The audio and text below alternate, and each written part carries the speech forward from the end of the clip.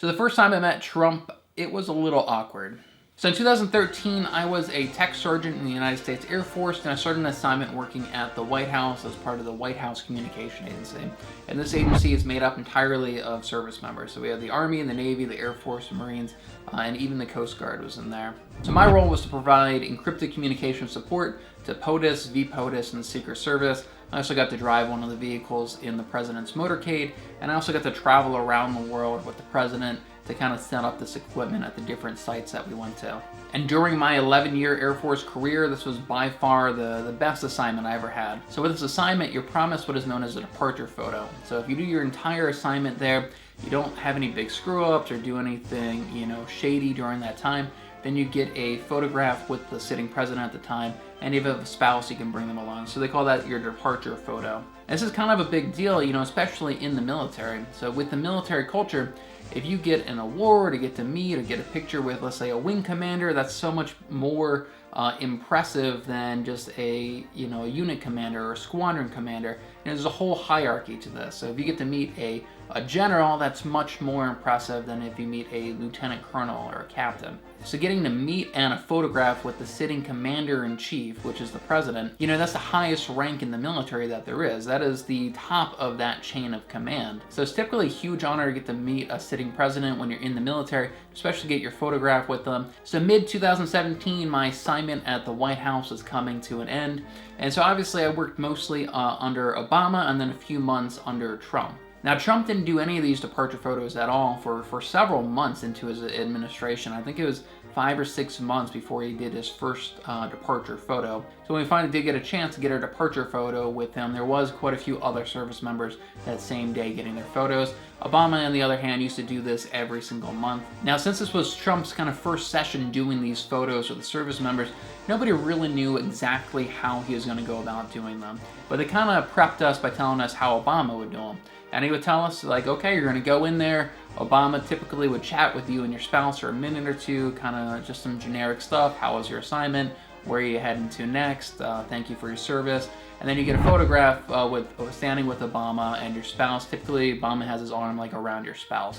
That's kind of the typical gist of how this thing goes and how they prepped us that most likely Trump would do something very similar to that. So my wife and I, we get the schedule and we go there on that day, and it's a lot of standing around, a lot of them prepping us, telling us what not to do, what we can do, kind of a lot of bossing us around during this whole process, getting ready for these pictures.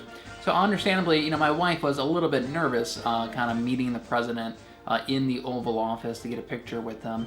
I wasn't quite as nervous. I literally worked there at the White House. I was very familiar with the area, and I've been in arm's reach of Trump and Obama many times kind of during my assignment there. So we're standing in a long line. They finally send us in there, and we walk in, and Trump's sitting down at his desk, which kind of threw me off. Obama was always standing in front of the desk. That's kind of what they prepped us on, but Trump was sitting back behind the desk, and then he kind of reaches forwards like this.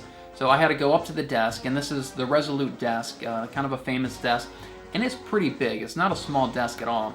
So I had to go up to the desk, I'm in all my blues, and I had to reach over the desk, lean way over to shake his hand.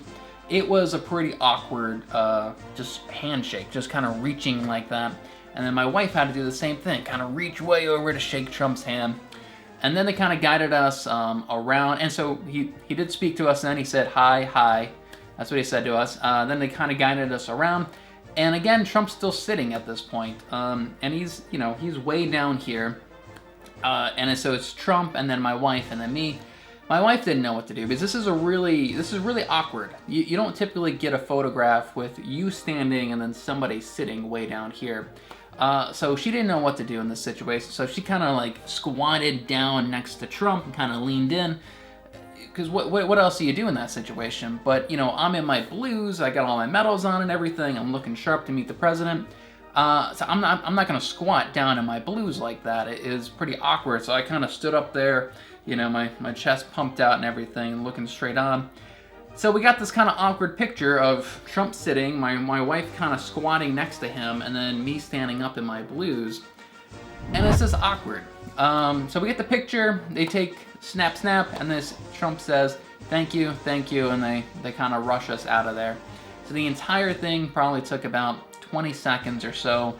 So it was pretty awkward, you know, I'm not gonna lie about that. You know, in the military culture, when you shake somebody's hand, you stand up, you look them in the eye, and you shake their hand.